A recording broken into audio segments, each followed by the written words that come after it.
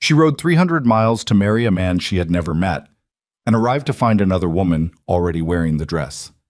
That was the moment Abigail Mercer understood something most people never learn until it is too late. The frontier does not care about your plans. It does not care about your letters, your promises, or the hope you carried folded inside your coat pocket for 6 weeks of hard travel.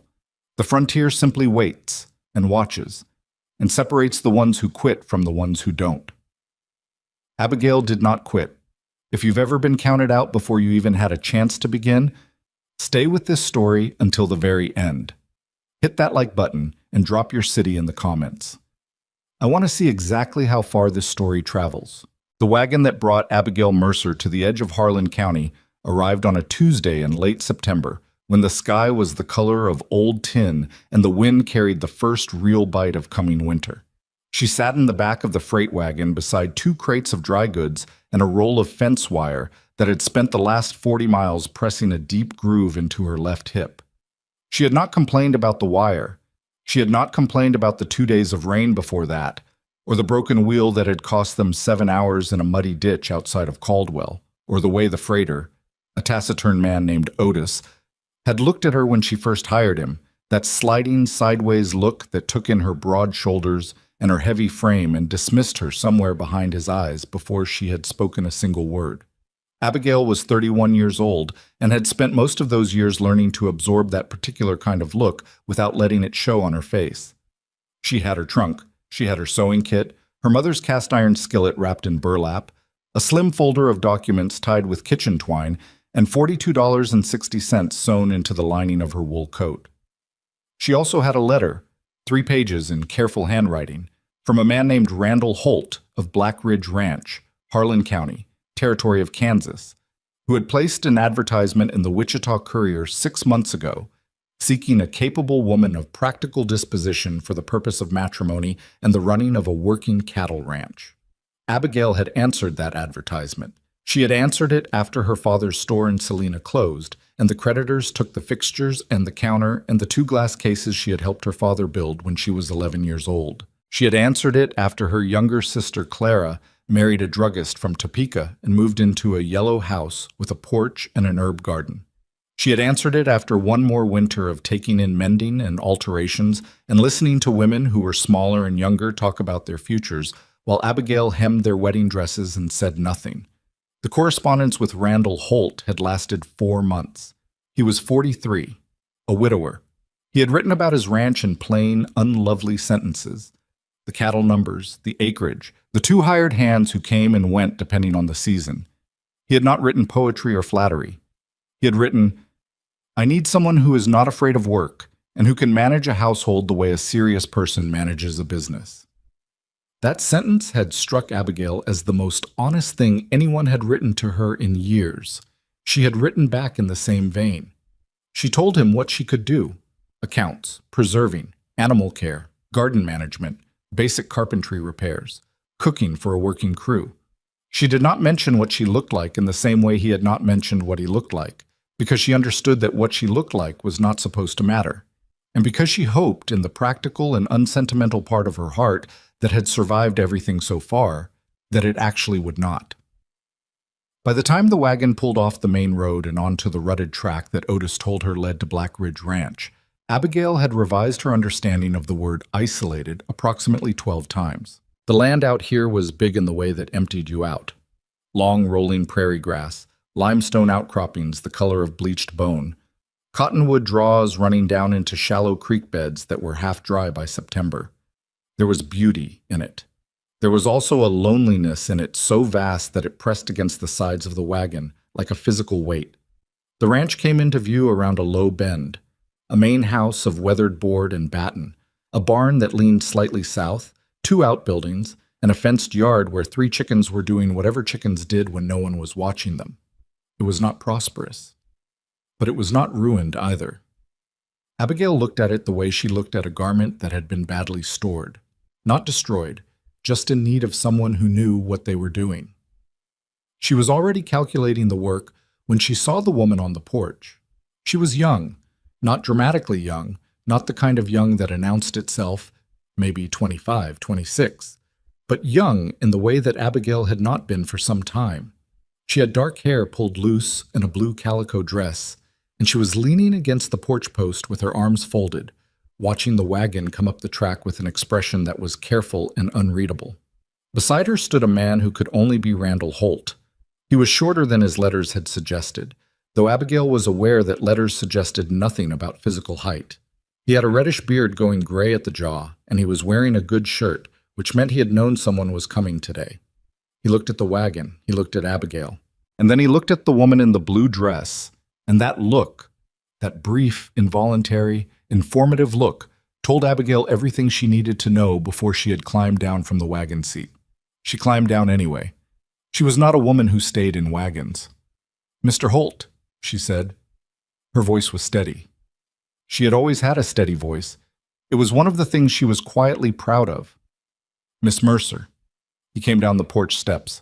He had the look of a man who had been rehearsing something and had now forgotten all of it. I need to explain something to you." "You don't have to explain anything," the woman on the porch said. Not unkindly, almost gently, the way you speak to someone when you feel sorry for them. That was the part Abigail minded most. The woman's name was Doris Cale.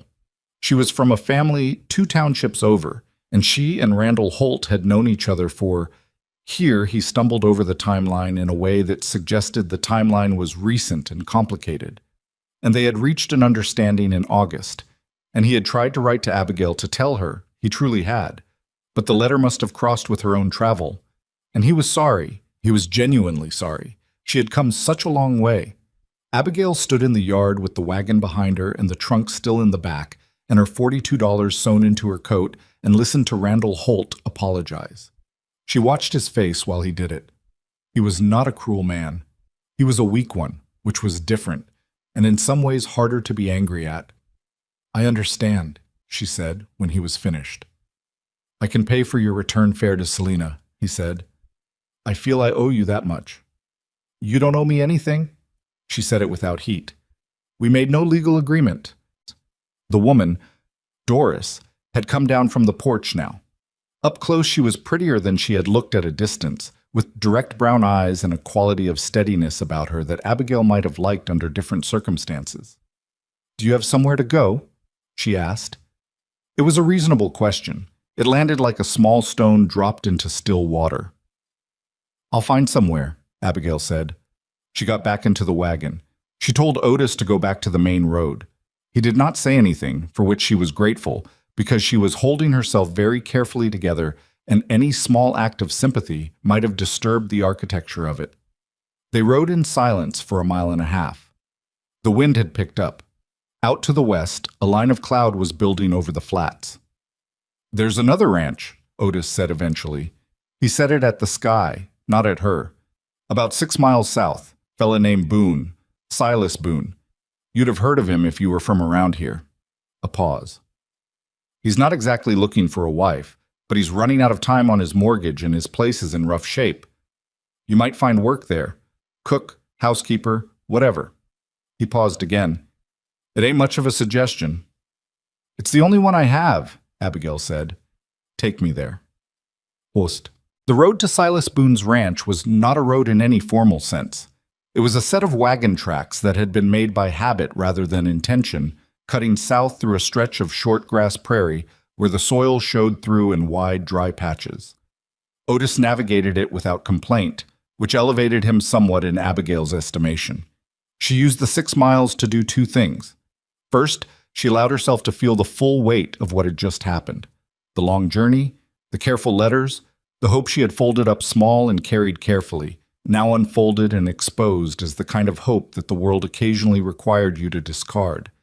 She let herself feel it, and then she set it aside in the way she had learned to set things aside, which was not the same as forgetting them, but was the necessary practical step that came before moving forward.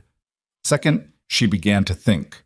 She had $42. She had skills. She had a cast iron skillet and a sewing kit and a mind that was good at organization and pattern and the kind of patient problem solving that most people called stubbornness because they didn't understand it. She had arrived at the frontier expecting a specific future, and that future had closed, and so now she needed to find a different one. The frontier, she told herself, was full of problems. Someone who could solve problems should be able to find a place in it. She was thinking this when the Boone place came into view. Her first thought was that it was worse than she had expected. Her second thought was that her expectations had been pessimistic. Her third thought, the one that settled and stayed, was that it was not beyond recovery. Not yet. The house was a small frame structure with a sagging porch and a front door that hung at a slight angle, suggesting a hinge had given way and been imperfectly repaired. Two of the front-facing windows had been covered with oilcloth instead of glass. The yard between the house and the barn was a study in accumulated neglect. A rusted piece of equipment she couldn't identify from the wagon, a pile of warped boards that might have been a fence section, 3 or 4 feed sacks that had been left out and gone to weather. The barn was in better shape than the house, which told her something about the man who lived here. He prioritized his animals. That was not nothing. Silas Boone came around the side of the barn when he heard the wagon. He was tall, taller than she'd expected from the way Otis had described him, with a kind of rangy looseness to his frame that suggested he had once been heavier and the last year or two had taken it off him. He was maybe 38, 40. His face was angular and weathered and currently arranged in an expression that was not quite a frown, but was the territory adjacent to one. He was wearing a work shirt with the left cuff torn, and his boots were good, but badly in need of resoling. He looked at the wagon. He looked at Otis. He looked at Abigail. "Otis?" he said. "Silas." Otis tilted his head toward Abigail. "Lady here's looking for work. Thought you might be in a position to need some." Silas Boone looked at Abigail with the flat assessment of a man who had not been expecting company and did not have the social energy to pretend otherwise. His eyes moved over her in the same way Otis's had when she'd first hired him, but there was less dismissal in it and more, she searched for the word, wariness, like a man who had learned that unexpected arrivals generally meant new problems. "I can't afford hired help," he said. "I'm not asking for much," Abigail said. She had made the decision somewhere in the last mile to simply be direct, because she didn't have the time or the resources for anything else. "A room and meals for a start. I can cook, keep house, manage supplies. I can look at your books if you have them. I can help you figure out what's bleeding you dry before it gets any worse." "Lady, my name is Abigail Mercer. I came out from Salina on a marriage arrangement that fell through this afternoon. I have nowhere to go tonight, and I have no intention of sleeping in the open. I am offering you labor in exchange for shelter, and I am not asking you to marry me, or trust me, or like me. I am asking you to give me a trial period of 2 weeks and see if I'm useful." Silas Boone stared at her for a long moment. His jaw worked slightly, the way a man's jaw does when he's running through a conversation in his head and finding that none of the responses he's come up with are quite adequate. "2 weeks," he said finally. "There's a room off the kitchen. It's got a cot. That's it." "That's fine. I don't make promises beyond 2 weeks." "Neither do I." He looked at her for one more beat, and then he looked at Otis. "You staying for supper?" "Gotta get back before dark," Otis said. He helped Abigail down her trunk without being asked, which raised him another notch in her estimation.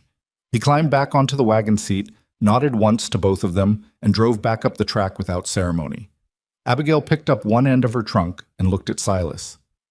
"Where's the kitchen?" she said. The room off the kitchen was exactly what he had said it was. A cot, a small window with actual glass in it, and 4 walls that had been whitewashed at some point so long ago that it had faded to the color of old cream. There was a nail on one wall and nothing else.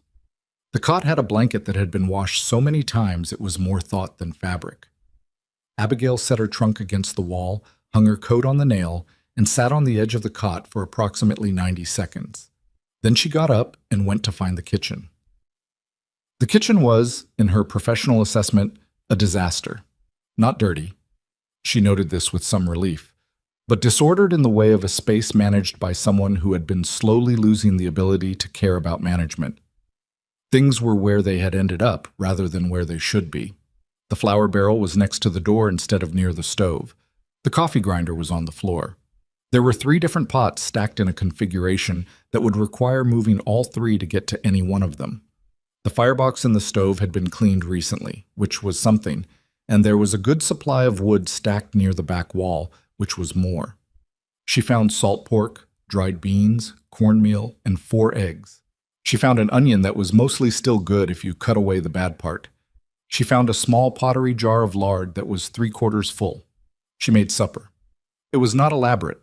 Salt pork, bean soup, cornbread in her mother's skillet. She made enough for 2 people, set 2 plates on the table, and called toward the back of the house. Silas appeared in the kitchen doorway. He looked at the table. He looked at her. "You didn't have to do that tonight," he said. "You just got here." "I was hungry," she said. "Sit down." He sat down. They ate in silence for a while, which was a particular kind of silence. Not hostile, but provisional. 2 people making careful assessments of each other without yet having a vocabulary for it. "Where'd you say you were from?" he said finally. "Selena. My father had a dry goods store. He passed, and the store closed." He nodded. The nodding said he knew what that meant without needing the details. "You really came all the way from Selena to marry Randall Holt?" he said. There was no mockery in it. It sounded like a genuine question, the kind you ask when you're trying to understand the shape of how someone ended up in front of you. "I came all the way from Selena to start something new," Abigail said. "Holt was the plan. The plan changed. I'm adapting." Silas looked at her over his bowl. "That's simple?" "It's not simple at all," she said, "but sitting in the road feeling sorry for myself wasn't going to get supper made." Something shifted in his face. Not quite a smile. She would learn that Silas Boone was not much of a smiler, but a small easing of the tension around his eyes, like a knot that had been loosened one turn. "The cornbread's good," he said. "I know it is," she said. She was up before him the next morning, which she suspected he was not accustomed to. She had built up the fire, put the coffee on, and gone out to look at the property in the early gray light while the coffee came to heat. What she saw in daylight was both better and worse than what she had seen arriving in the late afternoon. Better because the land itself was good. The soil in the neglected garden plot was dark and workable, and there was water nearby. She could tell by the vegetation in the low draw to the east. Worse because the evidence of sustained neglect was more visible in full light. The garden had gone to thistle and volunteer wheat. The chicken coop was leaning badly on its west wall and had a gap in the wire that anything could have gotten through, and the fence line along the south pasture had come down in at least 2 places she could see from here. She was standing at the edge of the garden plot making notes. She had a small notebook she used for accounts and inventory, and she was writing observations in the same systematic way she had once managed her father's stock. When Silas came out of the house with his coffee, he stopped when he saw her with the notebook. "What are you doing?" he said. "Making a list." She didn't look up. "Starting with what can be fixed without spending money. The chicken coop wall needs 2 boards and a handful of nails. The garden needs to be cleared and turned, which is labor but not cost. Your water barrel near the barn has a cracked stave. That's more urgent. You're going to lose water, and if it fails in winter, you'll have a real problem." He walked up beside her and looked at the garden. He had the look of a man reviewing territory he had stopped seeing because he had looked at it too long. "I know about the barrel," he said. "What's the holdup?" A pause. "Been busy." She looked at him then. He was looking at the garden, not at her, and his face had the particular closed quality of a man who was not saying the most important thing. She did not push it. She had learned that you did not push a man like that on the second morning. You waited until there was enough trust built to hold the weight of the real conversation, and you built that trust through small, consistent things that demonstrated you were not going anywhere. "All right," she said. "I'll start with the coop wire today. If you have a hammer and nails somewhere that I can find them." "Barn, left side, top shelf of the workbench." She nodded and went back to her notebook. "The beans from last night," he said. "Is there any left?" "Pot's on the stove. There's enough for breakfast." She heard him go back into the house. She stood in the weed-choked garden with her notebook and the early sun beginning to show itself orange at the horizon line, and she allowed herself one careful look at what she had to work with. It was not much, but it was not nothing. She had learned a long time ago to make the distinction between the two. The first week went the way first weeks go when 2 strangers are navigating an arrangement neither of them planned for. Carefully, and with a lot of unsaid things accumulating in the space between them. Abigail worked. That was the simplest description and the most accurate. She fixed the chicken coop with boards she found in the scrap pile behind the barn.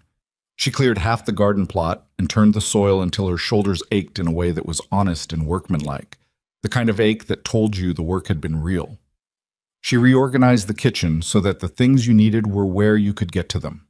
She found 3 fence posts that had rotted at the base and needed replacement before the next time the cattle tested that line. She wrote all of this down in her notebook in 2 columns. What was done and what remained. She also watched.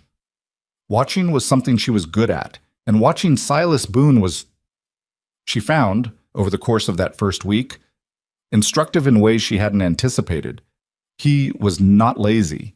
That was the first thing she established and held on to, because it mattered.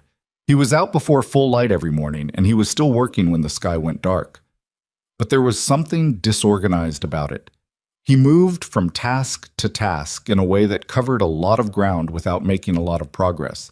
The way a man moves when he has too many problems competing for his attention and has stopped being able to prioritize any of them.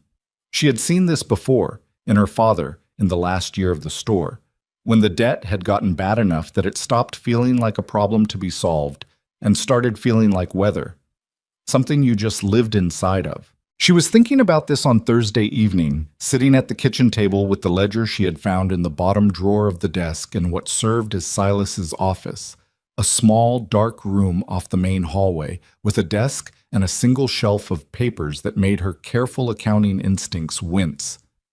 Silas came in from outside. He saw her with the ledger and stopped. "I didn't say you could look at that," he said. "No, you didn't." She kept her tone even. "Do you want me to close it?" He stood there for a moment. The lamp was burning low, and the shadows made the angles of his face harder. He looked tired, not the regular tired of a working day, but the deep tired that had been accumulating for longer than one day. "What do you see?" he said. "I see a pattern," she said. "Your operational costs aren't the problem. You're not spending more than you should be. The problem is the note on the property." She tapped the page with her finger. "This interest rate is not legal." He pulled out a chair and sat down across from her. "Holt's attorney handled it. When Martha died, I needed to refinance and—" He stopped. "Victor Harlan's operation handles lending in this county. I didn't have many choices." "Victor Harlan," she said the name. "The land company." "Land company, lending operation, water rights management." Silas said it with the flat effect of a man reciting facts he had repeated to himself many times in the dark. "He runs most of it. The big operations, anyway." Abigail looked back at the ledger. She did the calculation again in her head, the way she had learned to do it from her father, who had been good at numbers before the debt made him stop looking at them. The figure she arrived at was the same one she'd arrived at 20 minutes ago. "At this rate," she said, "you have approximately 4 months before the foreclosure notice becomes actionable." Silence. "I know," Silas said. "Do you know that the interest he's charging you is 11% above the legal limit set by territorial statute?" Another silence, different in quality from the first one. "No," he said. "I didn't know that." Abigail looked at him. He was looking at the ledger. His expression was not what she expected. Not relief exactly, but something like the look of a man who has been in a dark room for a long time and has just registered that there is a window somewhere. "I'd need to see the original documents," she said. "The deed, the survey, the original mortgage terms. Do you have those?" "There's a box," he said. "In the office. I haven't opened it since Martha died." "Can I open it?" He was quiet for a long moment. Outside, the wind moved through the prairie grass with a sound like water, a sound that was the constant low background of this place. "Yeah," he said. "You can open it." She found the box on Saturday morning. It was a wooden document case with a latch that had gone stiff from disuse, and it contained approximately 4 years of paper. Deeds, survey records, receipts, correspondence, the original mortgage instrument from a Wichita bank that had subsequently sold the note to Victor Harlan's company, 2 assessment notices, a letter from the Territorial Land Office dated 3 years ago that Abigail read once and then read again. She sat very still for a moment. Then she went to find Silas. He was in the barn, working with quiet focus on a piece of harness that needed stitching. She stood in the barn door and waited until he looked up. "When was the last time anyone walked the survey line on this property?" she said. He put down the harness. "Martha's father said it back in the 60s. It was surveyed again when I bought out her brother's share, maybe 6 years ago." "Who conducted that survey?" "A man Harlan's company recommended." "Standard process," they said. Abigail held up the letter from the Territorial Land Office. "This is a notice that your survey record was updated in the county register 3 years ago. Did you authorize any update?" He crossed the barn toward her slowly, the way a man crosses a space when he's not sure what he's walking into. He took the letter. He read it. He read it again. "No," he said. "I didn't authorize anything." Abigail nodded. She was holding herself very deliberately calm because what she was beginning to understand was large and had sharp edges, and she needed to think clearly about it before she said anything more. "I need a few more days with these documents," she said, "and I need to write some letters. Will you let me do that?" He looked at her. He had the look now of a man who had been underwater and had just found out that someone else in the water with him knew which direction was up.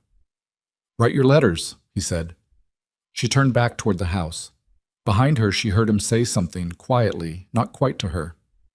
"What?" she said. "I said," Silas repeated, a little louder, "I'm glad Otis brought you here." Abigail kept walking toward the house, but she allowed herself, in the privacy of her own face, the small, complicated thing that was not quite a smile and not quite relief, and was in some ways more important than either. She had a ranch to save. She hadn't known that when she arrived. She was beginning to understand it now. On Sunday evening, she sat at the kitchen table with her notebook, the document case open beside her, and 2 pages of her own notes spread across the lamp circle of yellow light. The coffee was cold. She hadn't noticed. The letter she had found from the Territorial Land Office had been the first thread. Pulling it had started to reveal a larger shape. The survey update 3 years ago was not an isolated event. It corresponded, in a way that Abigail's careful cross-referencing was starting to make visible, with a shift in the property boundary description in the mortgage records. A shift that was small. That looked clerical. That would take someone with an eye for patterns and enough time and stubbornness to notice it for what it was. The eastern boundary of Silas's property, as described in the original deed, ran along the crest of a low limestone ridge. The eastern boundary, as described in the updated survey, ran along the base of that same ridge. The distance between the crest and the base was perhaps 40 yards. Those 40 yards contained the point where the creek that fed the property's main water supply crossed from higher ground. In other words, someone had quietly, carefully, on paper, moved Silas Boone's water off his own land. Abigail wrote that sentence in her notebook and then sat looking at it for a long time. She thought about Victor Harlan, who handled lending and land and water rights in Harlan County. She thought about a man who had found a way to make a struggling rancher's debt grow faster than he could pay it, who had arranged a survey update that the rancher didn't authorize, who had, if she was reading this correctly, arranged things so that the water Silas had been using for 6 years now technically ran through property that could be claimed by someone else. It was, she thought, a very elegant scheme, if you were the kind of person who thought systematic theft was elegant. She closed her notebook and looked at the lamp for a moment. Then she opened it again and began a new page. There were letters to write. There were records to request. There was a man in Wichita who had done the original survey in the 1860s, and if he was still living, she wanted to talk to him. There was the Territorial Land Office itself, which had sent the notification letter that she suspected no one at this ranch had understood the significance of. 4 months. That was what the ledger said. 4 months before Harlan's company could move on the foreclosure. She had worked with less time before. Abigail Mercer picked up her pen and began to write. The letters went out on Monday morning, tucked into Otis's freight wagon when he passed through on his regular Caldwell run. Abigail had written 4 of them. One to the Territorial Land Office in Wichita requesting a copy of the survey update notification and the name of the surveyor who had filed it. One to the original Wichita bank asking for the chain of title documentation on the mortgage transfer to Harlan's company. One to a land records clerk she had found referenced in one of the older documents whose name suggested he might still be in the county system, and one to an attorney in Caldwell named Perch, whose advertisement she had seen in an old newspaper she found lining the bottom of the document case. She had not told Silas exactly what was in all 4 letters. She had told him she was following threads, and he had nodded in the way he was beginning to nod when she said things he didn't fully understand but had decided to trust. That trust had not come easily, and she was aware it could still be revoked. It lived in small transactions between them. The way he had started leaving a lamp on if she was still up working when he went to bed. The way he had begun, almost without seeming to notice he was doing it, to ask her opinion before he made decisions about the day's work. He was not a man who had ever asked anyone's opinion easily. She could tell that from the slight tension in him when he did it, like a muscle that had been trained not to do something and was having to unlearn. She didn't make it harder than it needed to be. She answered plainly and moved on. What she was not telling him yet was how bad it looked. Not the debt. He knew the debt. What she was seeing in the documents was something more deliberate than debt, and she wasn't ready to put the whole shape of it in front of him until she had enough to prove it rather than just suspect it. In the meantime, there was work.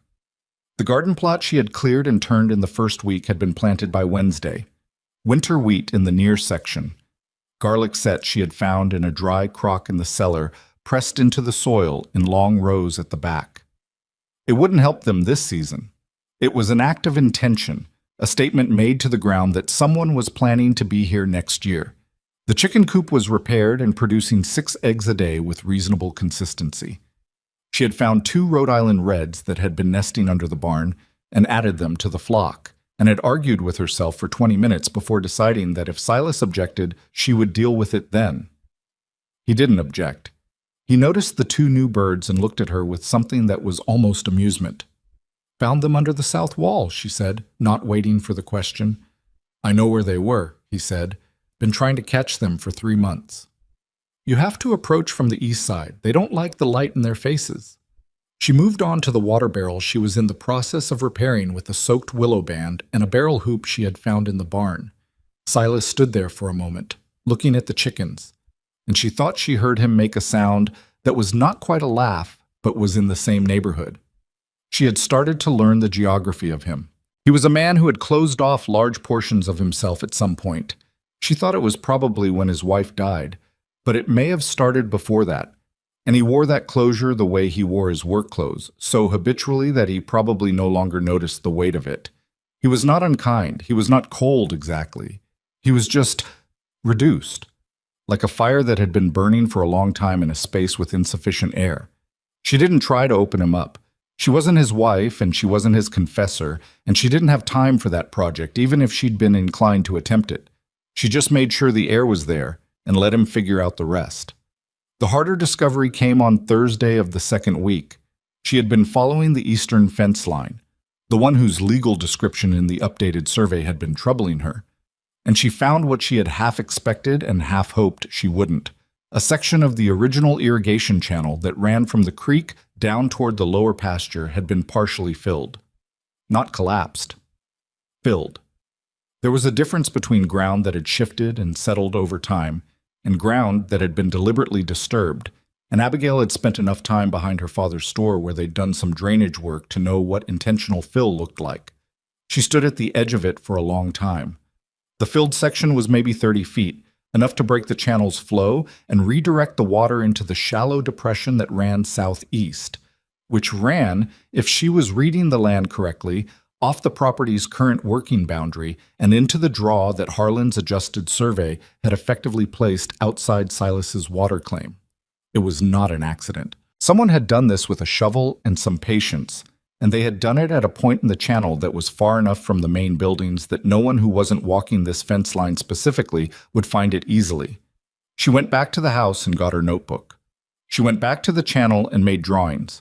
The fill line, the depth as far as she could assess it by probing with a fence post, the angle of the redirected flow, the distance from the property corner marker to the nearest point of fill. She wrote measurements.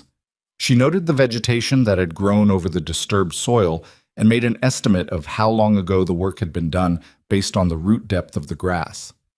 2 to 3 years, she estimated, which corresponded almost exactly with the date on the survey update letter. She was crouching in the grass writing this down when she heard boots behind her and looked up to find Silas standing at the edge of the channel. "What happened here?" he said. "Someone filled it," she said. He looked at the channel. He crouched down beside her, closer than he usually positioned himself, and pressed his palm against the soil at the edge of the fill. "This is why the lower pasture went dry," he said. Not a question. He said it quietly, like a man confirming something he had always suspected but never been able to prove. "Yes," Abigail said. "The cattle. I lost 6 head 2 summers ago. I thought it was the drought." His voice had gone flat and thin. "There was a drought," Abigail said, "but your cattle were getting less water than they should have had, even accounting for it." He stood up. He looked out across the pasture toward the east, toward the limestone ridge, toward the boundary that had been quietly moved on paper. "Harlan," he said. "That's what I believe," Abigail said. "But I need more than belief. I need the original survey. I need someone who can verify this fill is artificial and establish when it was done. And I need the attorney in Caldwell to tell me whether what I found in the mortgage documents about the interest rate is what I think it is." Silas turned and looked at her. This close, in the afternoon light, she could see the tightness around his eyes that had been there since she arrived. Not anger exactly, though there was anger underneath it. Exhaustion. The long-term exhaustion of a man who had been losing ground 1 inch at a time and had not understood why. "You think this is real," he said. "You think it's not just... You think someone actually sat down and planned this."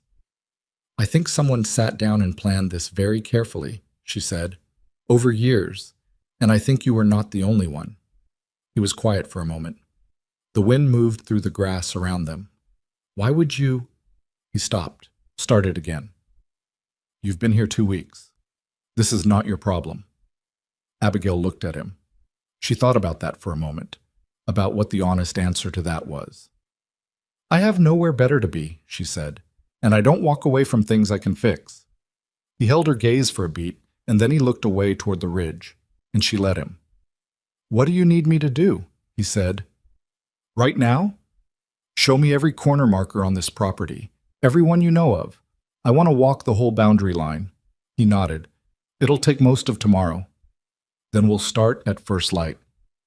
They walked the boundary line the next day. All of it, 4 miles of it in total.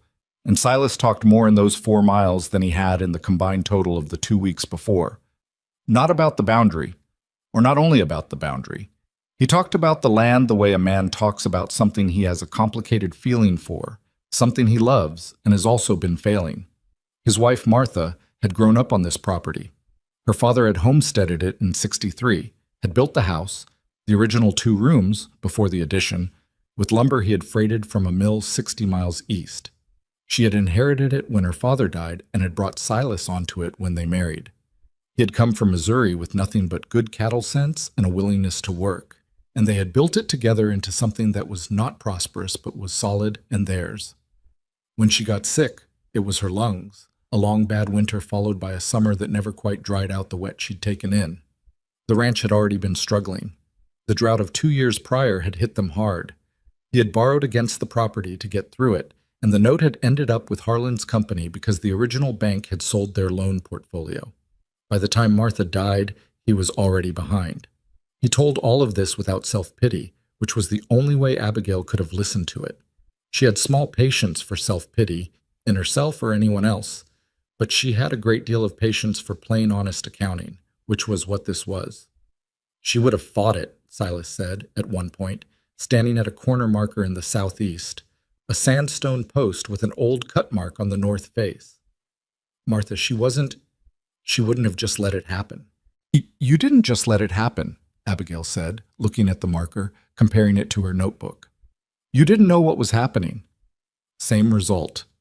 It's not the same result and it's not the same thing, she said, with more firmness than she usually allowed herself. A man who's tricked is not the same as a man who gives up. Don't confuse those. He looked at her. She was writing in her notebook and didn't look up, but she could feel him looking. You're a fairly direct person, he said. Yes, she said. I'm starting to think that's useful. I've always thought so, she said. The southeast marker was in the right place. It matched the original deed description to the foot. The northeast marker was where the problem was. It was a newer post, iron rather than sandstone, and it sat approximately 38 yards southwest of where the original deed placed the corner. 38 yards. She had brought the original deed language with her, and she stood at that iron post and read the language aloud to Silas. Thence north along the eastern ridge crest to the marked stone at the creek crossing. The marked stone at the creek crossing was 38 yards to the northeast. She could see it from here, half buried in grass, the old cut mark still faintly visible on its face. That post was put there by the surveyor Harlan's company sent, Silas said. He was looking at the iron post the way you look at something you should have questioned a long time ago. Yes, Abigail said, and it moved your northeastern corner 38 yards southwest, which moved your eastern boundary line 38 yards west, which put the creek crossing outside your legal claim. Silas stood very still. Can that be undone? He said. The marker can be challenged. With the original deed, with a survey from a qualified independent surveyor, and with evidence that the change was made without proper legal process. She closed her notebook. That's what we're going to do. One. The letter from attorney Gerald Perch of Caldwell arrived on a Friday in the third week, and it was, in Abigail's estimation, the best news she had received since she arrived in Harlan County, which was not a high bar but still counted. Perch confirmed what she had calculated. The interest rate on Silas's mortgage, as amended in the refinancing documents, exceeded the territorial usury limit by 9 percentage points. The excess interest, compounded over the 4 years since the refinancing, represented a figure that, if stripped out of the total debt, reduced what Silas legitimately owed to approximately 40% of what Harlan's company was currently claiming. 40%. The difference between a man losing his ranch and a man who still had a ranch to fight for. She read the letter twice, folded it carefully, and put it in the document case. Then she went to the barn where Silas was working on the roof of the lean-to, up on a ladder with a hammer that he was operating with a controlled ferocity that suggested he had heard about iron fence posts from the previous day enough times in his own head that he needed something to hit. Come down for a minute, she called up. He looked down at her. He read something in her face because he came down. She told him about the letter. She told him the figure. She watched him work through the arithmetic.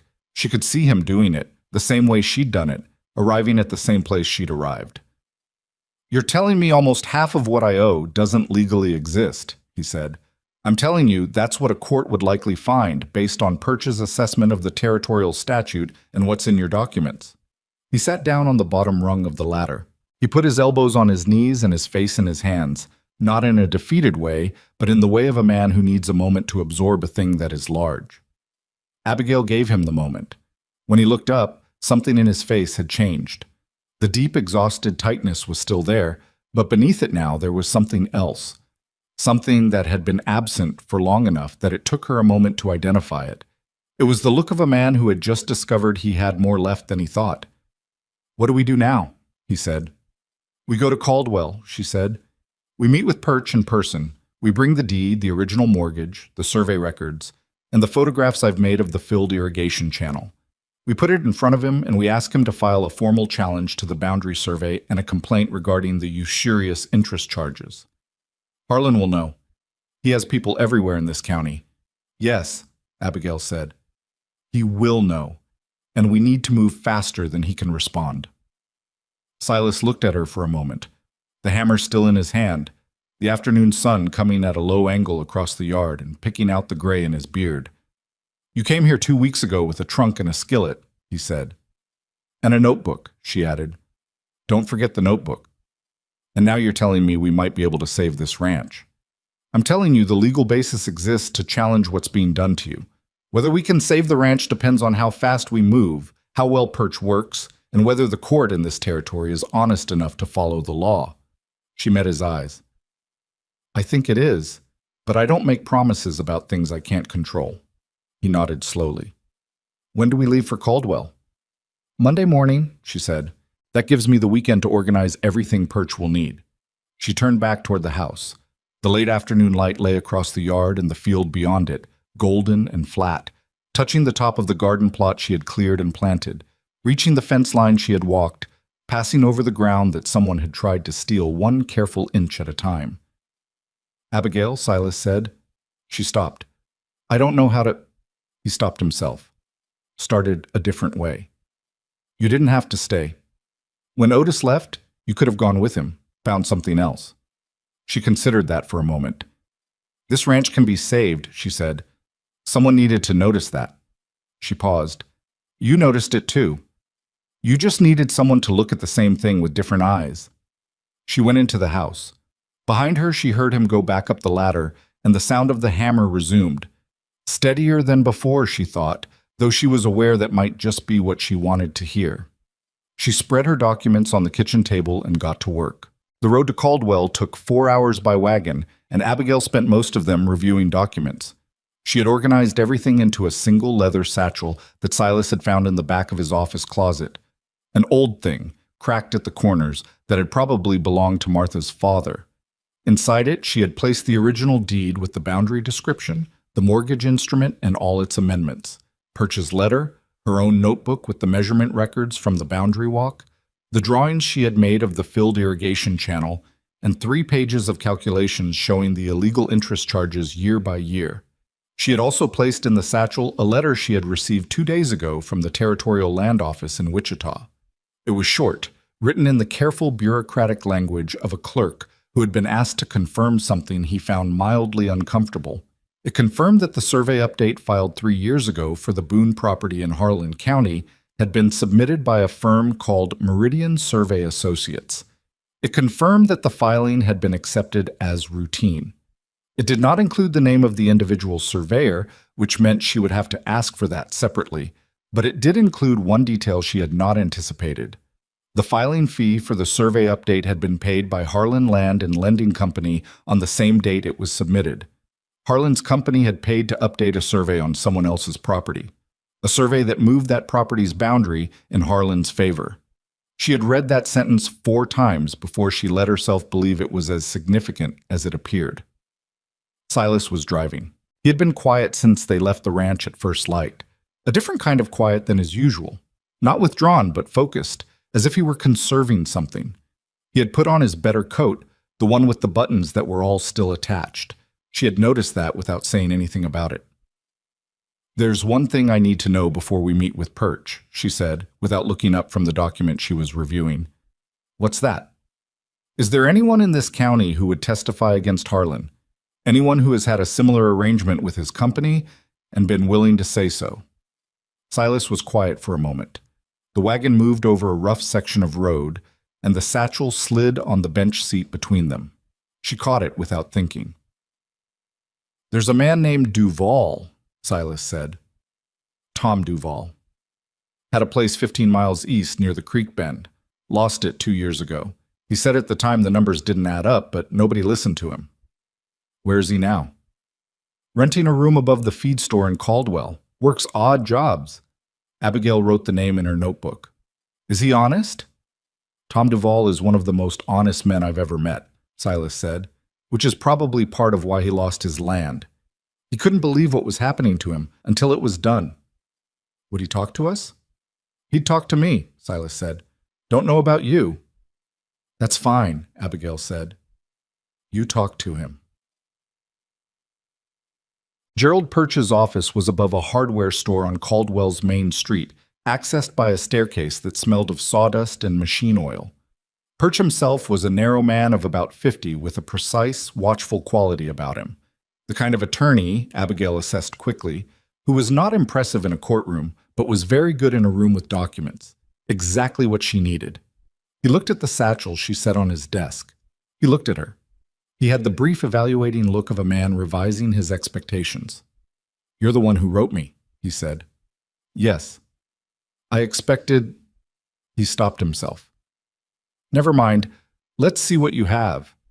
They spread everything across his desk. Perch worked through it methodically, which was how Abigail had hoped he would work. He did not jump to the interesting parts, but read everything in sequence, occasionally making small sounds under his breath that communicated something she could not decode. Silas sat in the chair against the wall and said nothing, which was the right decision.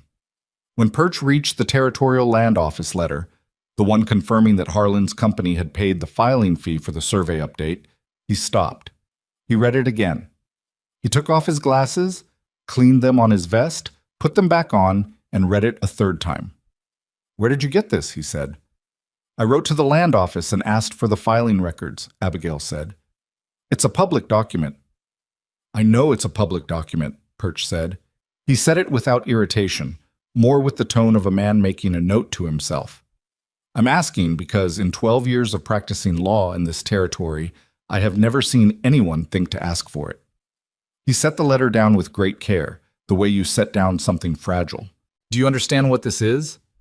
"It's evidence that Harlan's company initiated and paid for a boundary survey on a property it did not own," Abigail said, which, combined with the fact that the survey moved the boundary in a direction that benefited Harlan's water rights position and was never disclosed to the property owner, establishes both the mechanism and the motive for fraudulent survey manipulation. Perch looked at her for a long moment. "What did you do before you came to Harlan County, Miss Mercer?" "I managed accounts for a dry goods store in Salina," she said. "They wasted you," he said, and went back to the documents. He spent another 40 minutes working through everything. He asked Abigail questions, precise, useful questions about the measurements she had taken, the depth of the fill in the irrigation channel, the vegetation growth she had used to estimate the timeline. He asked Silas about the history of the water usage, when the lower pasture had gone dry, whether any of Harlan's people had been on the property in the period she had identified. Silas thought about that last question. "There was a man who came by about 3 years ago," he said slowly. "Said he was from the county assessor's office, wanted to walk the property line to update the tax assessment. I let him." Perch wrote something down. "He wasn't from the county assessor's office," Perch said. "Or if he was doing 2 jobs that day." He capped his pen. "Here is where we are. You have a legitimate usury claim on the mortgage. That's the clearest piece, and I can file it within the week. The survey fraud is more complex. To challenge the survey officially, I need a new survey from a licensed independent surveyor who is not affiliated with Harlan's network, which in this county is a shorter list than it should be. I know a man in Dodge City. He's expensive." "How expensive?" Silas said. Perch told him the figure. Silas said nothing, but his jaw tightened. "I have $42, Abigail said. "That covers approximately half." Both men looked at her. "I'm prepared to put it in," she said. "If we win the usury claim, the court will recalculate the debt, and there will be funds to recover. I want that accounted for formally." Perch looked at her and then at Silas. "She's right that the usury recovery would likely cover it, if the court accepts the calculation." "File the usury claim first," Abigail said. "That establishes the pattern of overreach. It makes the survey fraud claim easier to believe." "That's a tactical opinion," Perch said. "Yes," she said. "Is it wrong?" A pause. "No," he said. "It's not wrong." They found Tom Duval at the feed store, as Silas had predicted, sweeping out the back with the methodical, unhurried movements of a man who had made a separate peace with reduced circumstances. He was maybe 55, thick through the chest, with a gray beard trimmed close, and eyes that were still sharp even if the rest of him had gone soft at the edges. He looked at Silas, and his face did something complicated. "Silas Boone," he said, "you still have your place." "For now," Silas said. "That's what I need to talk to you about." They sat in the alley behind the store on a stack of empty crates, Abigail a few feet apart to give them room, close enough to hear. Duval told his story in the flat, careful way of a man who had told it before to people who hadn't done anything about it. The same pattern, the note that ended up with Harlan's company, the interest that grew faster than he could pay it, the survey update he never authorized, the foreclosure that had come so fast it had left his wife crying in the yard while they loaded the wagon. "The water," Abigail said. She had not planned to speak, but she couldn't stop herself. "Was there water on your property that ran off it after the boundary changed?" Duval looked at her for the first time. "Creek ran through the east side," he said. "After the foreclosure, Harlan's company ran a new channel, put it through their land to the south." He paused. "I always wondered about that. Why they cared so much about my little piece." "Because your little piece had water," she said. and his operation to the south is dry without it. The silence that followed had a particular quality to it, the silence of a man hearing an explanation for something that has been sitting wrong in him for 2 years. "How many others do you think there are?" Silas said. Not quite to Duval, not quite to Abigail. A question he was asking the air. "I don't know," Abigail said, "but I know how to find out." She had written another letter the previous week to the county register's office requesting the list of properties where survey updates had been filed in the last 5 years. She had not yet received a response, but she expected one within 10 days. What she expected to find in it, she had not shared with Silas, because she didn't want to give him a number she wasn't sure of yet. But she was beginning to understand that the thing she was looking at was not a scheme aimed at one struggling rancher. It was a system. Duval agreed to speak with Perch. He stood up and squared his shoulders in a way that looked like something being remembered, an old posture reassembled. "I'll say what happened," he said. "I should have said it 2 years ago. Didn't think anyone would listen." "Someone's listening now," Silas said. They walked back through Caldwell's main street to arrange the meeting with Perch, and Abigail watched the town around her with the same quiet, systematic attention she brought to everything. She noticed the Harlan Land and Lending Office on the east side of the street, a substantial building, newly painted, with a glass window that had the company's name lettered in gold. She noticed the way 2 men standing on the hardware store step tracked their small group as they passed. She noticed that one of the men went inside when they turned toward Perch's staircase. She did not say anything about this to Silas, but she noted it. Victor Harlan came to the ranch on a Wednesday. Abigail was in the garden when she heard the horses, 2 of them, coming up the track at a pace that suggested the riders considered themselves people who didn't need to announce themselves before arrival. She straightened up and turned. She did not go inside. She stayed where she was. Harlan was a man who had been handsome once and had aged into the particular kind of authority that money and uncontested power produce in a certain type of man. He was perhaps 60, with silver hair and a good coat, and the easy, settled quality of someone who had been the most important person in every room he'd entered for 30 years. The man behind him was younger, harder looking, and served obviously as both assistant and warning. He looked at Abigail with the same assessing look she had received from many men in her life, with the same conclusion in it. She was not the thing he had come to deal with. "I'm looking for Silas Boone," he said. "He's in the barn," she said. She didn't move. "Can I help you with something?" He looked at her with mild, amused surprise, the way a man looks at an obstacle he finds beneath his concern. "I'd rather speak with the property owner." "Then I'll let him know you're here," she said. "May I ask your name?" He told her his name the way a man says his name when he expects it to do something, to change the temperature of the conversation, to rearrange the other person's posture. She received it without any of those responses. "Wait here," she said, and walked to the barn. Silas looked up when she came in. She kept her voice level. "Victor Harlan is in the yard." He straightened very slowly. He set down what he was holding. His jaw went tight. "You don't have to say anything," she said quickly. "Let me talk." "Abigail, I mean it. You own this property. You are the party of record, but you let me handle this. If he gets what he wants from you today, we lose the tactical position Perch spent 2 weeks building." She held his eyes. "Trust me." A long moment. His jaw was still tight. "All right," he said, "but I'm standing there." "Good," she said. "That's exactly right." They walked out together. Harlan's eyes moved between them with the rapid adjustment of a man recalculating. He had expected to deal with a struggling debtor alone. The woman was still there, and now she was standing beside the property owner with the settled quality of someone who belonged. "Mr. Boone," Harlan said, "I wanted to come personally to discuss your account. I understand there's been some correspondence with an attorney in Caldwell." "There has," Silas said. He said nothing else. Abigail had asked him to say as little as possible, and he was, with visible effort, doing that. "These legal challenges can get expensive," Harlan said. His tone was the tone of a man explaining something to a person he felt sorry for. "And they rarely succeed. I've come to offer you a settlement arrangement. Extended repayment schedule. Reduced monthly obligation. I think you'll find it very reasonable." Abigail spoke. "What interest rate are you proposing for the extended schedule?" Harlan looked at her with the full attention of a man deciding whether a thing is worth engaging with. I'm sorry. Who exactly are you? Abigail Mercer.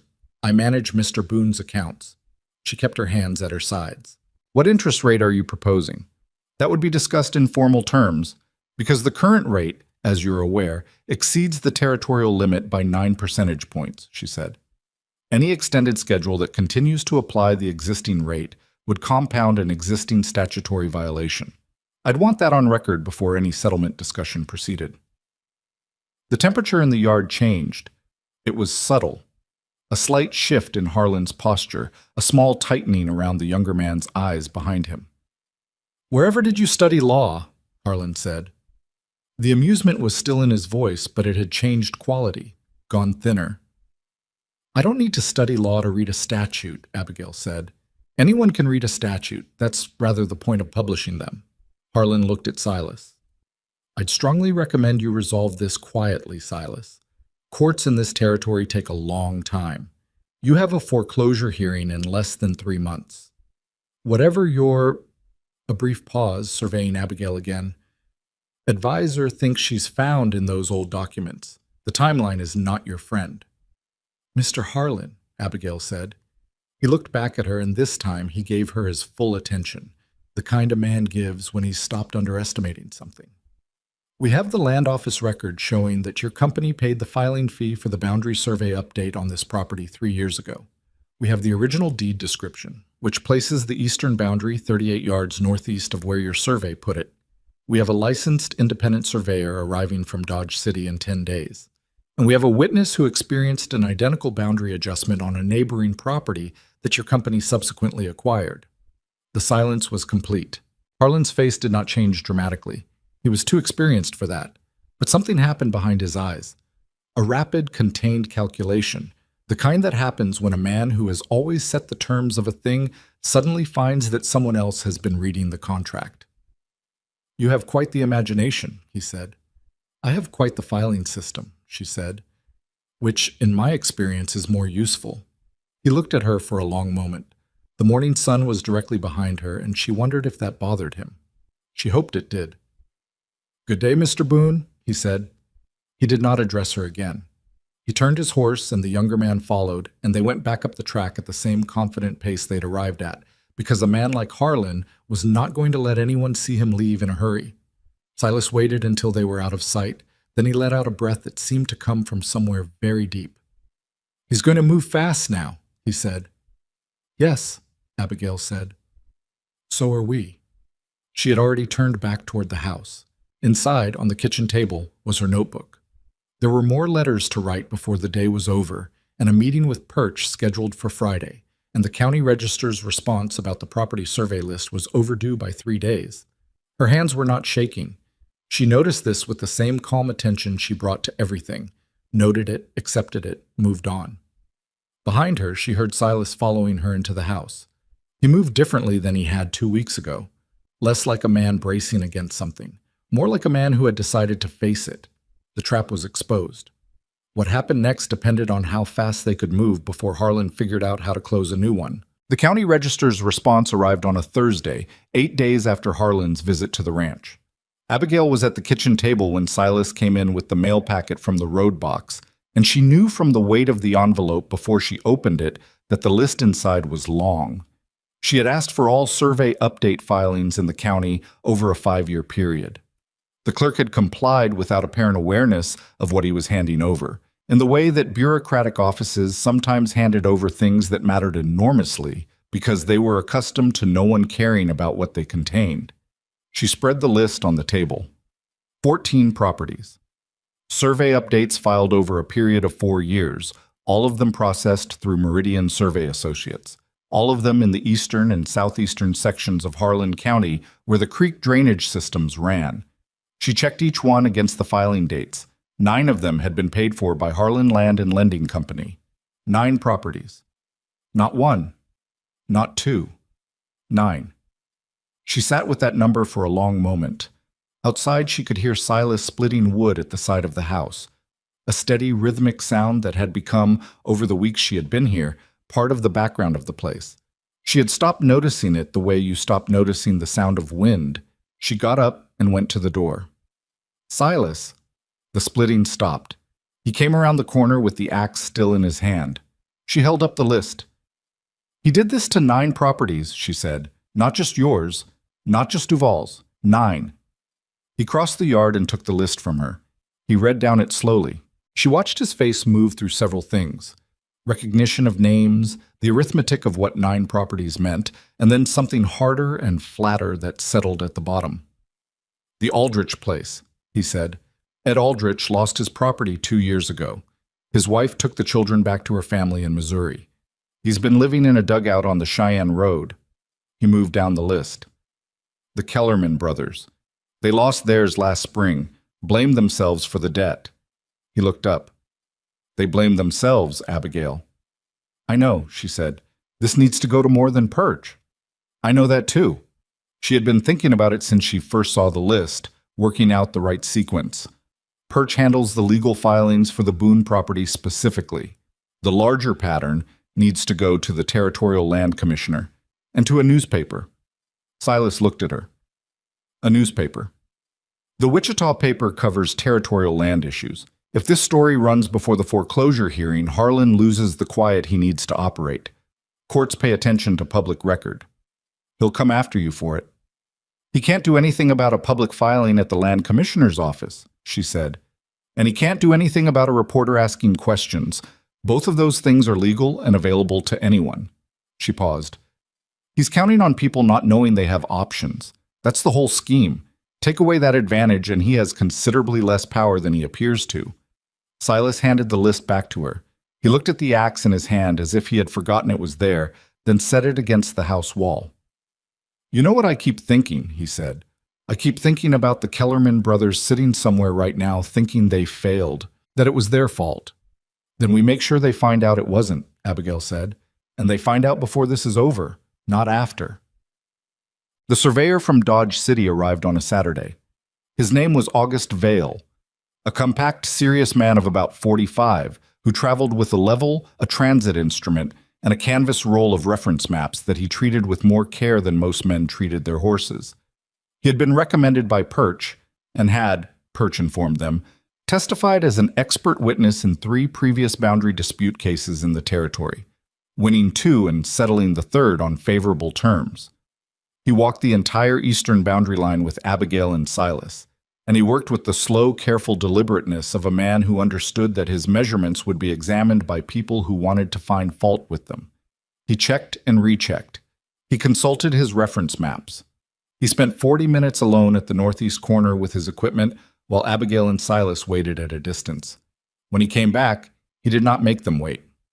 The iron post is 22 inches southwest of the true corner as established by the original government survey grid, he said.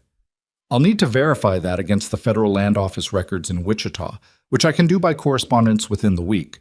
But based on what I've measured today, your deed description is accurate and the updated county survey is not. He said it the way he said everything, without drama, a simple fact, which was exactly how Abigail wanted it in a court document. And the irrigation channel, she said. He had walked that too. He crouched and examined the filled section for longer than she had expected, digging into the fill at the edges with a small tool he carried, checking the soil layering. That was filled deliberately, he said. The soil profile is wrong for natural silting, and there's a layer of clay about 8 inches down that was brought from somewhere else. The native soil here doesn't have that composition. He straightened up. I've seen this before. It's a common method for redirecting water flow without obvious surface evidence. Can you say in writing when it was done? Abigail said. Approximately. The vegetation growth gives me a range of 2 to 4 years. I can narrow that with more analysis if you need it. The narrower the better. Vale looked at her with the mild collegial respect of someone recognizing a particular kind of mind. I'll give you everything the evidence will support and nothing it won't, he said. That's how I work. That's all I'm asking, she said. The letter to the Territorial Land Commissioner went out that Monday, written by Perch, but organized from Abigail's documentation.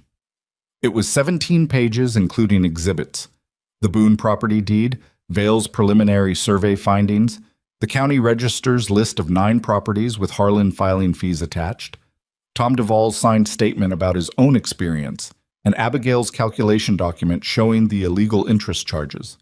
Perch had looked at the full package before it was sealed. "I filed a lot of complaints in this territory," he said. "I've never filed one this well documented." "Does it matter?" Silas asked. He was sitting across from Perch's desk, and he had the look of a man who had been cautiously building hope for 2 weeks, and was aware of how much that hope would cost him if it fell. "Yes," Perch said, "enormously. A complaint with gaps gets lost. A complaint this specific requires a response." He looked at Abigail. "The commissioner's office will have to act on this or formally decline, and a formal declination on a file this solid becomes its own story." "How long until the foreclosure hearing?" Abigail said. 6 weeks, as of this morning. The hearing date was confirmed. 6 weeks. She did the calculation the way she always did calculations. Backward from the deadline, filling in what needed to happen in what order. "File the usury challenge in district court this week," she said. "The land commissioner complaint goes out today. The letter to the Wichita paper goes tomorrow. Vale's final report should be ready within 10 days, at which point we file the formal boundary challenge with the county surveyor's office." She paused. "And someone needs to contact the families on that list. Not all 9, the ones who still have their cases open. Anyone Harlan hasn't fully closed out yet." "There are 3 properties on the list still in active foreclosure proceedings," Perch said. He had been through the register list with the same careful attention Abigail had. "Aldrich and 2 others." "Those families need to know what we know," Abigail said. "They may have documents we don't have. They may be able to corroborate the pattern in ways that strengthen all of the cases." "I can reach them," Silas said. Both of them looked at him. He had been quiet while they worked through the sequence, listening in the way he listened when he was deciding something. "I know all of those families. I'll go personally." Abigail looked at him for a moment. 3 weeks ago, Silas Boone had been a man navigating his life inside an ever-tightening circle of debt and diminishing options, moving from task to task with the distracted energy of someone who had stopped believing the work would change anything. The man sitting in Perch's office now was not that man. He was still angular and weathered and not much for words, but the thing that had been absent was present again. "Go," she said. "Take the list. Tell them about Perch. Tell them to gather every document they have." He nodded and stood, and Abigail thought that in some other story, in some easier version of this situation, that would have been the kind of moment that called for something sentimental. But this was not that kind of story, and they did not have time for sentiment, and she appreciated that Silas understood that without being told. The Wichita paper ran a story in 3 weeks. Abigail had written the reporter, a man named Clark, who covered territorial land and water issues. A 5-page letter laying out the pattern with specificity, the 9 properties, the survey dates, the filing fees, the illegal interest charges, the channeled water. She had not asked him to take her word for any of it. She had attached documentation for each claim.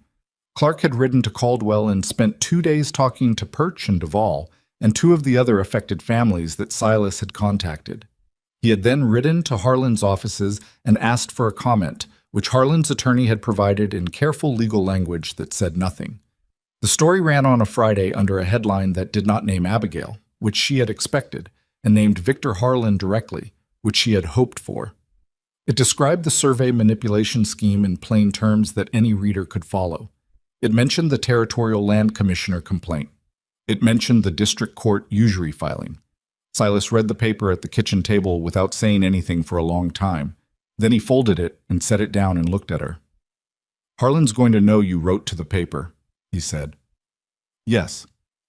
"He'll try to find a way to pressure you." "He can try," she said. She was at the stove making coffee, and she did not turn around. "What can he actually do?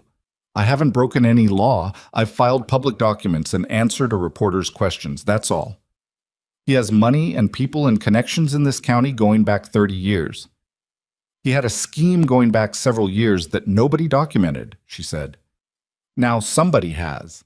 She poured the coffee and turned around. That's the difference, not who has more power, who has more information and is willing to use it. He looked at her with an expression she had started to learn, the expression he wore when he was thinking something he wasn't sure how to say. "What?" she said. "I'm trying to figure out how I would have managed any of this without you," he said, "and I can't." She set his coffee on the table and sat down across from him. "You would have lost the ranch," she said. It was the plain truth, and she said it plainly. "Not because you're not capable, because you were inside it. You can't see the shape of a trap from inside it. And you could because you came from outside. Because I came from outside. And because I had nothing else to do and nowhere else to be. And because I'm stubborn about things that seem wrong." She wrapped her hands around her cup. "Don't make it more than it is." "I think it's quite a lot," he said. She looked at him across the table. The lamp was burning between them. Outside the window, the prairie was dark, and the wind was doing the same thing it always did, moving through the grass in that low, persistent voice. "Drink your coffee," she said. "We have the district court date next week, and I want to go through the interest calculation one more time before Perch presents it." He smiled. It was not a large smile. Silas Boone did not do things largely, but it was real, and she noted it the way she noted things that mattered without making a fuss about noting them.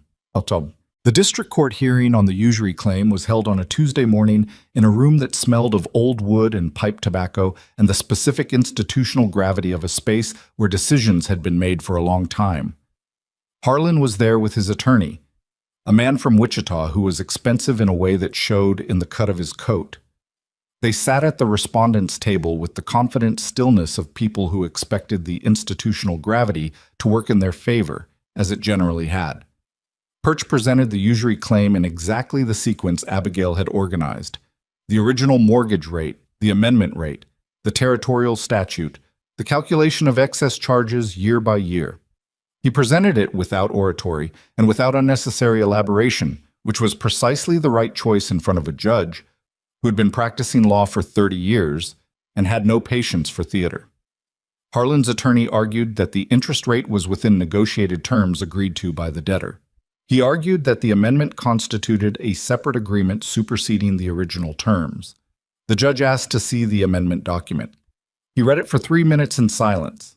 He asked Perch a question about the statutory definition of usury as it applied to amended mortgage instruments. Perch answered from memory, citing the specific section and subsection. The judge looked at Harlan's attorney. "Do you have a counterargument to the statutory citation?" A pause. "We would request additional time to research the specific application. I've been looking at this statute for 20 years, the judge said. The application is not ambiguous. He made a note. I'm finding for the petitioner on the usury claim. The excess interest will be recalculated and stripped from the outstanding balance. Petitioner's attorney will submit the corrected figure within 14 days, and the respondent will have 7 days to object on computational grounds only." He looked up. "The foreclosure proceeding is stayed pending the debt recalculation." It was over in the time it took to say it. Abigail sat in the gallery behind Perch's table and felt something release in her chest. Not relief exactly, because the ranch was not yet fully safe, and the boundary challenge was still pending, and she was not someone who celebrated before the work was done. But a loosening. The acknowledgement that the first wall had come down. Silas was sitting beside her. He had not moved since the judge spoke. She looked at him. His eyes were wet. He was not crying. It had not tipped into that. But there was moisture at the corners of his eyes that he was not doing anything about, just sitting with it. She did not say anything. She put her hand on his arm for a moment, briefly, and then she took it back and looked forward, because neither of them were people who made prolonged moments out of things. Perch turned from the table with the measured satisfaction of a man who had done good work and knew it.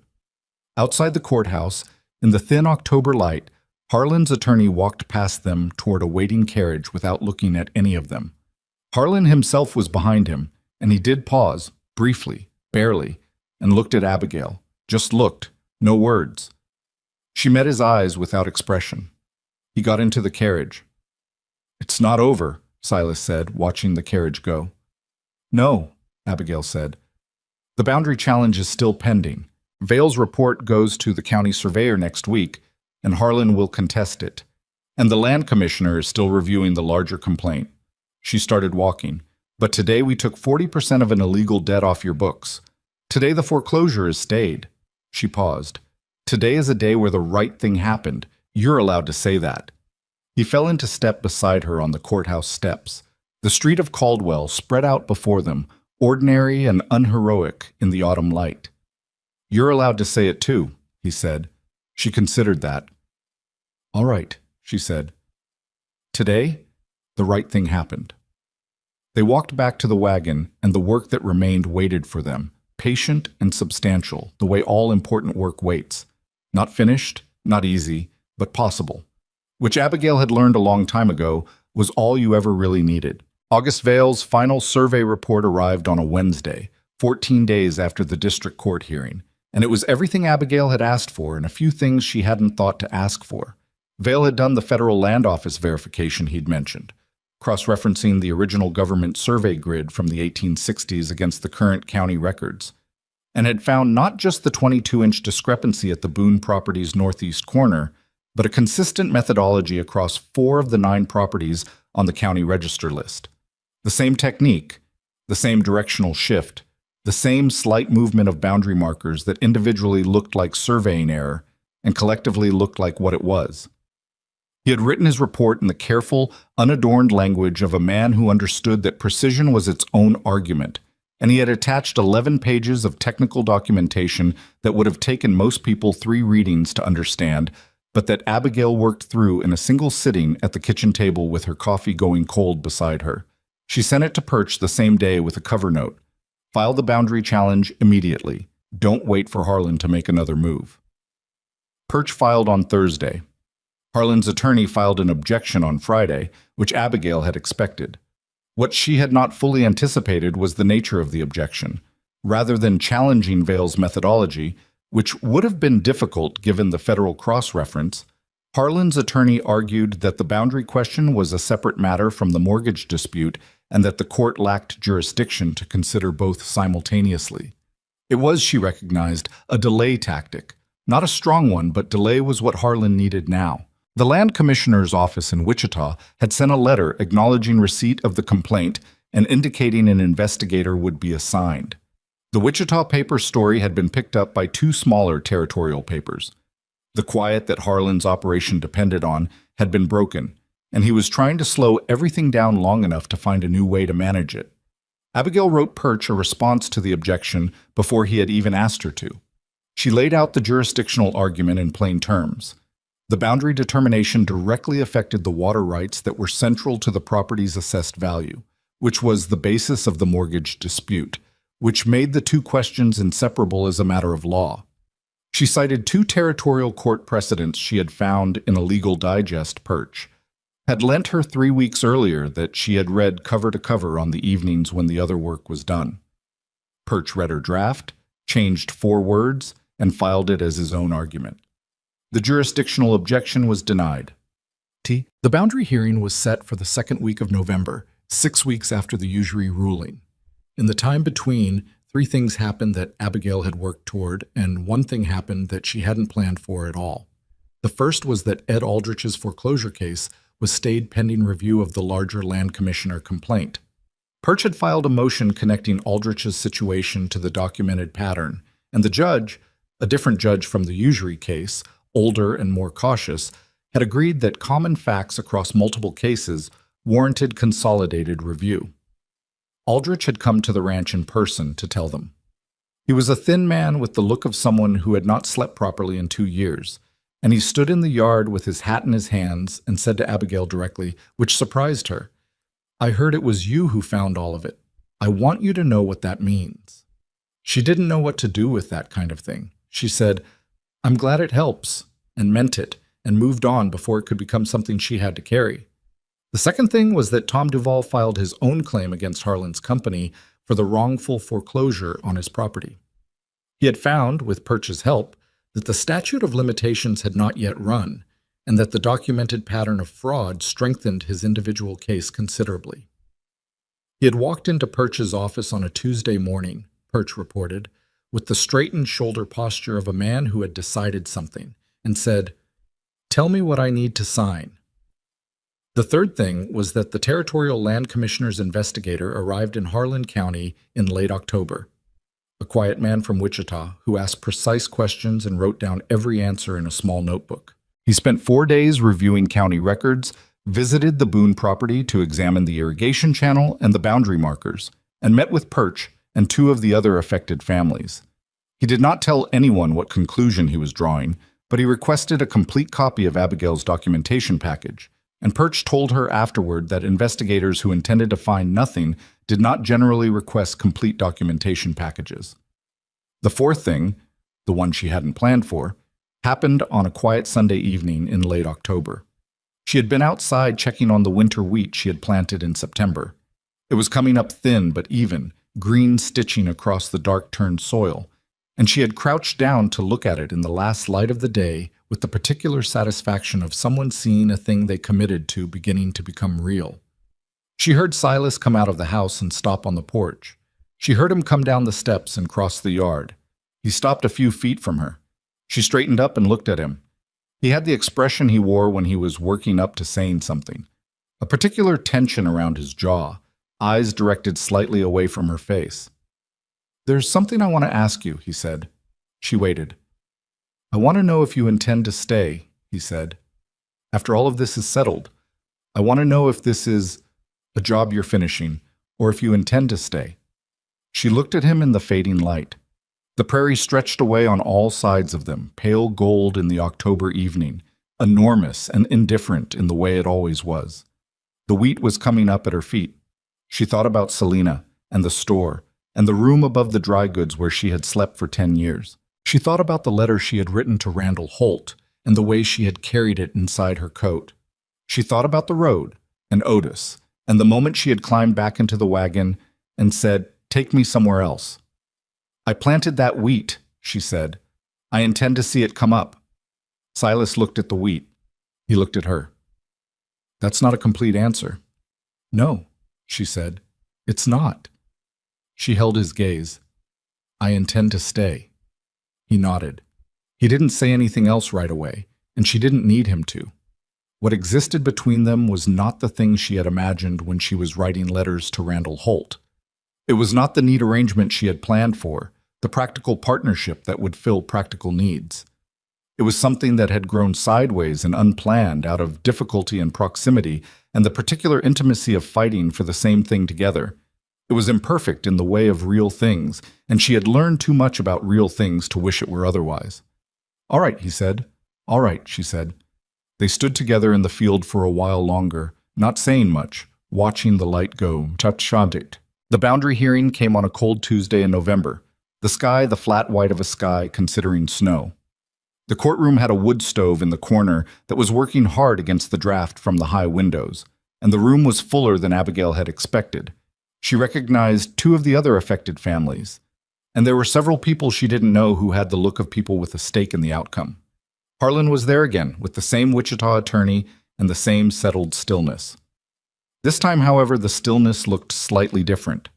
Less like confidence and more like the deliberate composure of a man who understood his position had changed and was not yet sure how much. Vail testified for 2 hours. He was as precise and unperformative on the stand as he had been in the field, answering questions in the same measured voice regardless of who was asking them. Harlan's attorney cross-examined him for 40 minutes and failed to find a methodological weakness, because there wasn't one. The federal survey cross-reference was the kind of evidence that was very hard to argue against, because it was grounded in records that predated Harlan's operation entirely. Perch called Abigail as a witness, which she had known was coming and had prepared for.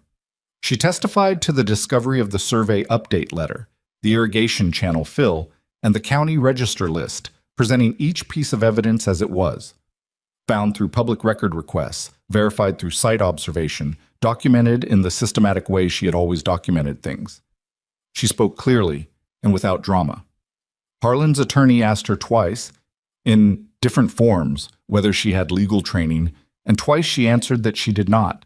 The second time, she heard a small sound from the gallery that might have been one of the affected families, or might have been the general sentiment of a room watching a woman be asked the same dismissive question twice. The third time his attorney started a question that appeared to be heading toward the same place, the judge cut him off. "We've established she doesn't have legal training, counselor. She also doesn't appear to need any. Move on." The ruling came the following Friday, in writing, delivered to Perch's office. The boundary survey filed by Meridian Survey Associates was ruled invalid on the grounds of fraudulent misrepresentation of ownership authority. Harlan's company had no legal standing to commission a survey on property it did not own. The iron corner post was ordered removed and the original boundary as established by the deed description was restored. The water rights appurtenant to the creek crossing reverted to the Boone property in full. Perch sent a rider to the ranch with the document the same afternoon it arrived. Silas read it at the kitchen table. He read it twice, in the same way he had read the survey update letter all those weeks ago, carefully, making sure he understood it. But the expression on his face now was nothing like that day. That day, he had looked like a man discovering the shape of something bad. Today, he looked like a man who had been holding his breath for a long time and had just been told he could stop. He set the document down. He looked at Abigail across the table. "It's done," he said. "The boundary is," she said. "The land commissioner review is still pending, and Duval's case, and the others." "I know." He was quiet for a moment. "But this one is done." "Yes," she said. "This one is done." What followed the ruling did not happen all at once, because important things rarely do. Victor Harlan's operation did not collapse in a single dramatic moment. It came apart the way it had been built, in pieces, through process, in the patient machinery of documentation and legal procedure. The Land Commissioner's investigation concluded in January, finding sufficient evidence of systematic survey fraud to refer the matter to the Territorial Attorney General for prosecution. Harlan's land holdings in the county were frozen pending the investigation. His lending operation lost its operating license in February. Meridian Survey Associates, it emerged, had been a company with one principal surveyor, a man named Graves, who had done Harlan's work exclusively for 7 years in exchange for a fixed fee per boundary adjustment. Graves negotiated a reduced charge in exchange for testimony, and his testimony filled in the methodology of the scheme in detail that corroborated everything Abigail had reconstructed from the documents. Of the 9 properties on the county register list, 3 had been fully foreclosed and transferred before the investigation began. Those cases became the core of the criminal prosecution. The remaining 6, including the Boone property and Aldrich's, had their situations remedied through the court process. Illegal debt stripped, boundaries restored, water rights returned. Tom Duval's civil claims settled in April for a figure that let him put a payment on a small property near Caldwell, and he sent Abigail a letter about it that she kept, though she would not have explained easily why. Silas's property, with the corrected debt and the restored water, became workable in a way it had not been for years. The creek ran through the east pasture again in the spring, following the original channel that Abigail had found filled and documented and ultimately gotten cleared. Watching the water come back through was not the dramatic moment that people imagine when they think about the resolution of hard things. It was just water moving through a channel the way it was supposed to, doing quietly what water does. And she stood at the edge of it on a March morning with mud on her boots and a cup of coffee going cold in her hand and felt something she would have had difficulty naming. Not triumph, something quieter than that, the particular satisfaction of a thing set right. The winter wheat came up in April. Not the full yield it would produce in later years, because the soil was still recovering and the season had been uneven, but enough to matter. Silas brought in a hand for the spring work, a young man named Cass who was 17 and had the earnest diligence of someone who needed to prove himself, and mostly did. The cattle were doing better. The lower pasture with the restored water had come back to its proper grass growth, and 3 of the cows that had been thin and troublesome all winter put on condition in March and April as the grazing improved. These were not dramatic developments. They were the small, quantifiable signs of a place returning to health, and Abigail tracked them in her notebook with the same systematic attention she had brought to the crisis, because she had found that the discipline of paying attention did not need a crisis to justify it. Things worth saving were worth tracking. She and Silas married in May, in Perch's office in Caldwell, with Perch and Duval as witnesses. A brief and unsentimental ceremony that was conducted in 10 minutes and followed by supper at the hotel across the street. There were no flowers. She wore her better dress, the brown wool one she had brought in her trunk from Selena, and Silas wore the coat with all its buttons. Duval shook both their hands with great seriousness and then said to Abigail specifically, "You're the stubbornest person I've ever met, and I mean that as a compliment of the highest order." "I know you do," she said. "Thank you." It was not the marriage she had imagined when she answered Randall Holt's advertisement. She had imagined something else. Some version of a life that had resolved cleanly into shape, the way she had believed, when she was younger and her father's store was still open, and the future seemed like a country with a map. What she had instead was Silas Boone, who was difficult and quiet and not very good at saying things, but was steady in the way that mattered.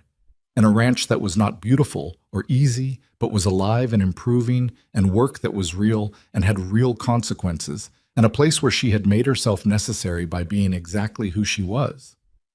That was not nothing. In her experience, it was most of what there was. There is something worth saying about what Abigail Mercer was, and what she was not. She was not a hero in the way that word usually gets used. She did not arrive on a white horse. She did not make speeches. She did not win anything with a dramatic gesture at a crucial moment. She arrived in the back of a freight wagon beside a roll of fence wire with a cast iron skillet and a notebook and $42. And she did the next necessary thing, and then the next one, and then the one after that. She paid attention when no one else was. She asked for public records that anyone could have requested. She did arithmetic. She wrote letters. She was also not without cost in herself. She had given up the $42, which was everything she had, on a bet that the law would work. That bet had paid out, but she had placed it fully aware that it might not. She had put her name on documents in a county where a powerful man had every reason to make her regret it. She had stayed when the practical thing, the self-protecting thing, would have been to take Otis's wagon back to Selena and find a different plan. She stayed because the ranch could be saved and someone needed to see that clearly enough to act on it. That is a simpler explanation than most people find satisfying, but it is the honest one. What the people of Harlan County eventually understood, slowly, in the way that understanding usually moves, without fanfare, was that the thing that had undone a 7-year scheme was not force, not money, not connection. It was a woman with a notebook who refused to accept that things which seemed wrong were actually right just because powerful people insisted on it, who understood that most injustice survives not because it is undefeatable, but because the people it harms either don't know what they're looking at or have lost faith that looking closely will change anything.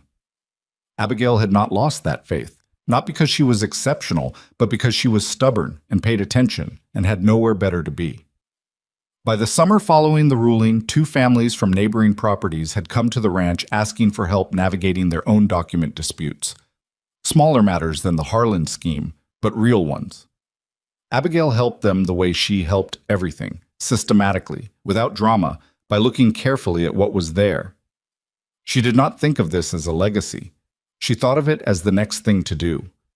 The wheat she had planted in September, the first planting, on that cold autumn morning when the ranch was still struggling and nothing was certain, came to full harvest in its second year. Silas came in from the field that evening with a head of it in his hand, the grain full and tight, the stalk dry and ready. He set it on the kitchen table between them. She looked at it for a moment. Then she picked up her notebook and wrote the yield estimate in the margin of the page where she had originally recorded the planting date, completing the entry the way you complete a sentence you began a long time ago. Outside, the creek ran through the east pasture. The cattle were in the lower field. Cass was singing something off-key near the barn, badly, without apparent self-consciousness. The ranch was not perfect. It would never be perfect. There would be dry years and hard winters and problems she hadn't thought of yet. That was the nature of a place that was alive. It kept presenting new difficulties, because that was what living things did. But it was standing. And it was hers, in the way that things become yours when you have fought for them with everything you had, and won not because the fight was fair, but because you refused to stop. That, in the end, is the only kind of winning the frontier ever offered anyone. Abigail Mercer Boone understood that. She had understood it since the moment she climbed back into Otis's wagon and said, "Take me somewhere else." Since that first act of refusing to let the road end where someone else had decided it should end. She closed her notebook. She got up to start supper. The wheat harvest waited on the table, solid and real and finally done.